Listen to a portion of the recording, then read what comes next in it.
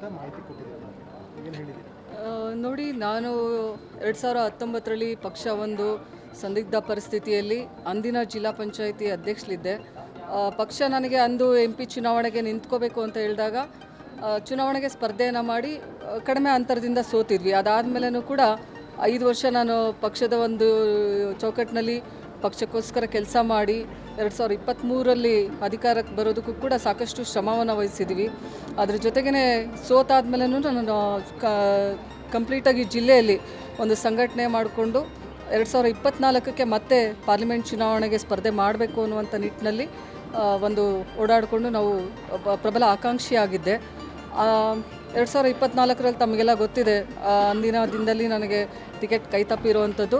ಈಗ ಒಂದೇನು by election ಬಂದಿದೆ ಬಾಗಲಕೋಟದು, ಮೇಟಿ ಸರ್ ಅವರು ಭಾಳ ಧೀಮಂತ ನಾಯಕರು, ನಮ್ಮೆಲ್ಲ ಹಿರಿಯ ನಾಯಕರು, ಸಾಕಷ್ಟು ಹಿರಿಯ ಮುತ್ಸದಿಗಳು ಇರೋದ್ರಿಂದ ಅವರ ಕುಟುಂಬಕ್ಕೆ ಟಿಕೆಟನ್ನು ನೀಡೋದಾದರೆ ನಂದೇನೂ ಅಭ್ಯಂತರ ಇಲ್ಲ. ಅದನ್ನು ಹೊರತುಪಡಿಸಿ ಟಿಕೆಟನ್ನು ನೀಡೋದು ವಿಚಾರ ಇತ್ತು ಅಂತಂದರೆ ನಾನು ಕೂಡ ಪ್ರಬಲ ಆಕಾಂಕ್ಷಿ ಅಂತೇಳಿ ನಾನು ಈಗಾಗಲೇ ಹೇಳಿದ್ದೀನಿ ಪಕ್ಷದ ವರಿಷ್ಠರಿಗೂ.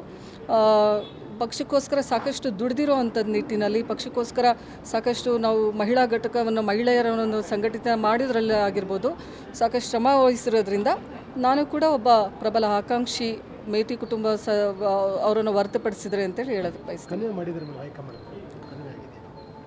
ಹೇಳಿದ್ದೀನಿ. ನೋಡಿ, ನಾವು ಜಿಲ್ಲಾ ಮಟ್ಟದಲ್ಲಿ ಹಾಗೂ ರಾಜ್ಯ ಮಟ್ಟದಲ್ಲಿ ಯಾರ ಗಮನಕ್ಕೆ ತರಬೇಕು ನಾವು ಅವ್ರಿಗೆ ಹೇಳಿದ್ದೀವಿ.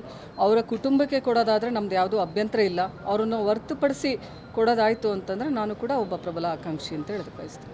ಧನ್ಯವಾದಗಳು.